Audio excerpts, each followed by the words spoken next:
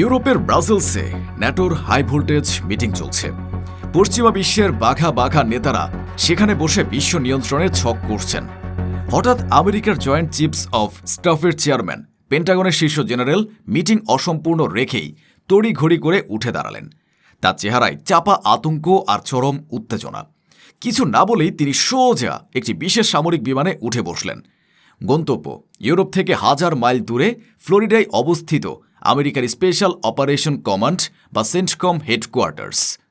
কেন বিশ্বের সবচেয়ে শক্তিশালী সেনাবাহিনীর প্রধানকে ন্যাটো মিটিং ছেড়ে এভাবে মাঝপথে পালাতে হলো? কারণ পর্দার আড়ালে আমেরিকা এমন এক আত্মঘাতী এবং টপ সিক্রেট গ্রাউন্ড মিশনের প্রস্তুতি নিচ্ছিল, যা সফল হলে হয়তো হলিউডের মিশন ইম্পসিবল সিনেমাকেও হার মানাত। টার্গেট ছিল সরাসরি ইরানের বুকের ভেতরে ঢুকে পড়া, মাটির শত শত ফুট নিচ থেকে ইরানের হাইলি এনরিচড ইউরেনিয়াম চুরি করে নিয়ে আসা, যা দিয়ে অন্তত 10টি পারমাণবিক বোমা বানানো সম্ভব। কিন্তু দর্শক, হলিউডের ফ্যান্টাসি আর রিয়েল লাইফ জিওপলিটিক্স এক জিনিস নয়। সিএনএন এর ফাঁস করা এক চাঞ্চল্যকর রিপোর্টে জানা গেছে, ফ্লোরিডার কমান্ড সেন্টারে পৌঁছানোর পর মার্কিন জেনারেলরা যখন স্যাটেলাইট ডেটা বিশ্লেষণ করলেন, তখন তাদের আক্ষরিক অর্থেই মাথা ঘুরে গেল। ট্রাম্প প্রশাসন বুঝতে পারল তারা ইউরেনিয়াম চুরি করতে গিয়ে আসলে ইরানের পাতা এক ভয়ঙ্কর মৃত্যু ফাঁদে পা দিতে যাচ্ছে।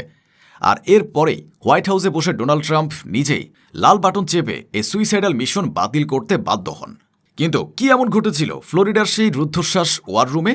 কেন আমেরিকান নেভি সিল বা ডেল্টা ফোর্সের মতো এলিট কমান্ডোদের এই মিশন শুরু করার আগেই ট্রাম্পকে পিছু হটতে হলো?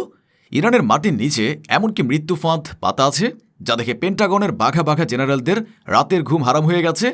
আর আমেরিকা যদি এই মিশন চালাতে গিয়ে ব্যর্থ হতো, তাহলে ইরানের সম্ভাব্য রিট্যালিয়েশন বা পাল্টা হামলা মধ্যপ্রাচ্যের মানচিত্রে ইসরায়েলের এবং এই মার্কিন ঘাঁটিগুলোর কি পরিণতি ডেকে আনত?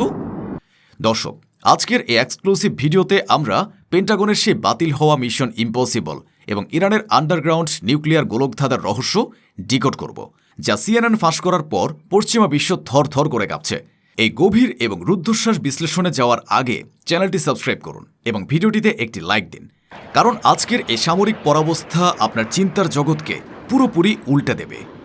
অনেকের মনেই প্রশ্ন জাগতে পারে, আমেরিকার মতো সুপার পাওয়ার কেন হঠাৎ করে কমান্ডো পাঠিয়ে ইউরেনিয়াম চুরি করার মতো এক ঝুঁকিপূর্ণ গ্রাউন্ড মিশন হাতে নিল?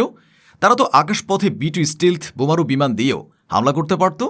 কিন্তু এখানেই হলো আসল টুইস্ট এবং IRGCর বুদ্ধিবৃত্তিক শ্রেষ্ঠত্ব। ইরানের ফোর্দো এবং নাতানজ পারমাণবিক চুল্লিগুলো মাটির সামান্য গভীরে নয়, বরং দুর্গম পর্বতের নিচে, আক্ষরিক অর্থেই শত শত ফুট কঠিন গ্রানাইট পাথরের নিচে অবস্থিত। আমেরিকার কাছে থাকা সবচেয়ে শক্তিশালী 30,000 পাউন্ডের ম্যাসিভ অর্ডিন্যান্স পেনিট্রেটর বা বাংকার বাস্টার বোমাগুলো এত গভীরে প্রবেশ করতে অক্ষম।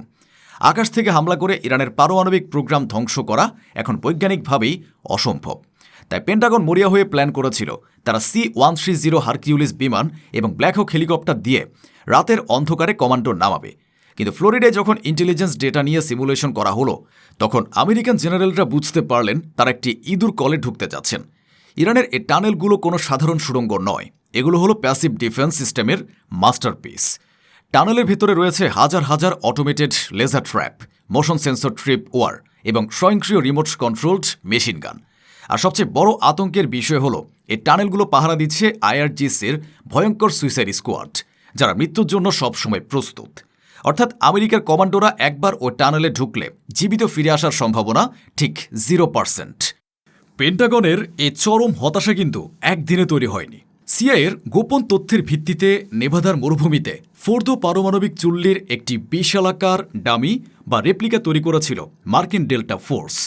তারা ভেবেছিল অত্যাধুনিক থার্মাল ব্রিচিং এবং EMP ব্লাস্টার ব্যবহার করে তারা খুব সহজেই টানেলের সিকিউরিটি গ্রিড হ্যাক করে ফেলবে। কিন্তু যখন তারা জানতে পারল যে IRGC এই টানেলগুলোর প্রতিটি প্রবেশ দ্বারে বিশালাকার টাইটানিয়ামের ব্লাস্ট ডোর এবং সিসমিক সেন্সর বসিয়ে রেখেছে, তখন আমেরিকান জেনারেলদের পায়ের নিচ থেকে মাটি সরে যায়। এই সিসমিক সেন্সরগুলো মাটির সামান্য কম্পন বা কমান্ডোদের বুটের আওয়াজ পেলেই স্বয়ংক্রিয়ভাবে পুরো টানেলকে মুহূর্তের মধ্যেই বিষাক্ত নার্ভ গ্যাসে ভরিয়ে দেবে। অর্থাৎ ইউরেনিয়াম পর্যন্ত পৌঁছানো তো দূরের কথা, প্রথম দরজা পার হওয়ার আগেই আমেরিকার এলিট ফোর্স ছটফট করতে করতে ইঁদুরের মতো মারা পড়বে। ফ্লোরিডার ওয়ার রুমে সুপার কম্পিউটার যখন এই অভিযানের চূড়ান্ত সিমুলেশন রান করা হলো, তখন রেজাল্ট স্ক্রিনে ভেসে ওঠার সাথে সাথেই জেনারেলদের মাথায় হাত। পিনপতন নীরবতা নেমে এলো পুরো রুমে। সিমুলেশন রিপোর্ট পরিষ্কার জানিয়ে দিল ইউরেনিয়াম নিয়ে ফেরা তো দূরের কথা, আমেরিকার সেরা কমান্ডোদের মৃতদেহগুলো ফিরে আসবে না। মিশন ফেল করলে আমেরিকা একসাথে শত শত এলিট সেনাকে হারাবে এবং তাদের বডি ব্যাগ বা কফিনগুলো ফিরে আসবে আমেরিকায়। রিপোর্টটি যখন সরাসরি ওভাল অফিসে ডোনাল্ড ট্রাম্পের টেবিলে পৌঁছায় তখন ট্রাম্পের কলিজা শুকিয়ে যায়। সিএনএনের রিপোর্ট অনুযায়ী ট্রাম্প শুধু মাস ক্যাজুয়ালিটি বা শত শত সেনার মৃত্যুর ভয় পাননি, তার চেয়েও বড় ভয় ছিল ইরানের রিটালিয়েশন বা চরম প্রতিশোধের। ট্রাম্প বুঝতে পেরেছিলেন আমেরিকার কমান্ডোরা যদি ইরানের মাটিতে পা রাখে তবে পরের সেকেন্ডে ইরান তাদের সিমুর্গ এবং খুররাম শহর ব্যালিস্টিক মিসাইলগুলোর বোতাম টিপে দেবে। মধ্যপ্রাচ্যে ছড়িয়ে থাকা আমেরিকার প্রতিটি ঘাঁটি এবং তাদের আদরের সন্তান ইসরায়েল আক্ষরিক অর্থে মানচিত্র থেকে মুছে যাবে।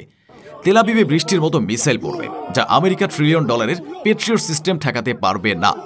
এ ভাসমান কফিন আর মহাধ্বংসের কথা চিন্তা করে আমেরিকার ইতিহাসে সবচেয়ে বড় অহংকার আর দম্ভ গিলে ফেলে ট্রাম্প সাথে সাথে এ মিশন অ্যাবর্ট করেন। মাথানত করে পিছু হটে যায় আমেরিকা। দর্শক, এই ঘটনাটি শুধু একটি বাতিল হওয়া মিশনের গল্প নয়, আইআরজিসির এক ঐতিহাসিক মাস্টার স্ট্রোক। তারা শুধু ইউরেনিয়াম মজুদি করেনি, বরং সেটাকে এমন এক অজেয় এবং অভেদ্য দুর্গে পরিণত করেছে যা আমেরিকার $1 ট্রিলিয়ন সামরিক দম্ভকে পুরোপুরি চেকমেট করে দিয়েছে। আমেরিকা আজ মর্মে মর্মে বুঝতে পেরেছে যে সামরিক উপায়ে ইরানের পারমাণবিক প্রোগ্রাম থামানোর যে ট্রেন তা অনেক আগে স্টেশন ছেড়ে চলে গেছে। সিএনএনের রিপোর্ট আসলে পেন্টাগনের অক্ষমতা এবং চরম পরাজয়ের একটি স্বীকারোক্তি মাত্র। যে আমেরিকার সারা বিশ্বে স্পেশাল অপারেশন চালিয়ে সরকার পতন করত, তারা আজ ইরানের মাটির নিচে পাতা ফাঁদের ভয়ে 100 মাইল দূরে থেকেই লেজ গুটিয়ে পালাচ্ছে। এটি ইস্টার্ন পাওয়ার এবং ইসলামিক উম্মার জন্য এক বিশাল মনস্তাত্ত্বিক বিজয়। দর্শক, জিওপলিটিক্সের দাবার বোর্ডে আমেরিকা আজ তাদের সবচেয়ে বড় চালটি দিতে গিয়ে চরমভাবে ব্যর্থ হয়েছে। সিএনএনের রিপোর্ট অনুযায়ী ইরানের মাটির নিচে এখন যে পরিমাণ হাইলি এনরিচড ইউরেনিয়াম সুরক্ষিত আছে তা দিয়ে অন্তত 10টি পারমাণবিক বোমা তৈরি করা সম্ভব। এবং সবচেয়ে ভয়ের বিষয় হল আমেরিকার বা ইসরায়েলের পক্ষে এখন আর কোনোভাবেই সেই ইউরেনিয়াম ধ্বংস করার বা চুরি করা সম্ভব নয়। আমেরিকার এই পশ্চাৎপসরণ প্রমাণ করে ইসরায়েলকে রক্ষা করার জন্য পেন্টাগনের হাতে আর কোনো জাদুর কাঠি অবশিষ্ট নেই। তাদের সমস্ত প্রযুক্তি আজ ইরানের বুদ্ধি এবং নিখুঁত কৌশলের কাছে পঙ্গু হয়ে গেছে। তাই আজকের এপিসোড শেষে আপনাদের কাছে আমার একটাই প্রশ্ন, আমেরিকা ভয়ে পিছু হটায় আপনার কি মনে হয় ইরান কি ইতিমধ্যেই পারমাণবিক বোমা চূড়ান্ত সীমায় পৌঁছে গেছে? ইসরায়েলের অস্তিত্ব বিলীন হওয়ার ঘটনা কি এখন আর দশকের নয়, বরং শুধুই কিছু সময়ের ব্যাপার? কমেন্ট বক্সে আপনার মূল্যবান মতামত এবং বিশ্লেষণ অবশ্যই জানাবেন। পশ্চিমা মিডিয়ার ছড়ানো মিথ্যার বিপরীতে এই আসল সত্য সবার সামনে তুলে ধরতে ভিডিওটি এখনই আপনার টাইমলাইনে শেয়ার করুন। দেখা হবে পরবর্তী কোনো রুদ্ধশ্বাস জিওপলিটিক্যাল বিশ্লেষণে। ততদিন পর্যন্ত সত্যের সাথে থাকুন, সতর্ক থাকুন এবং নিরাপদ থাকুন। আল্লাহ হাফেজ।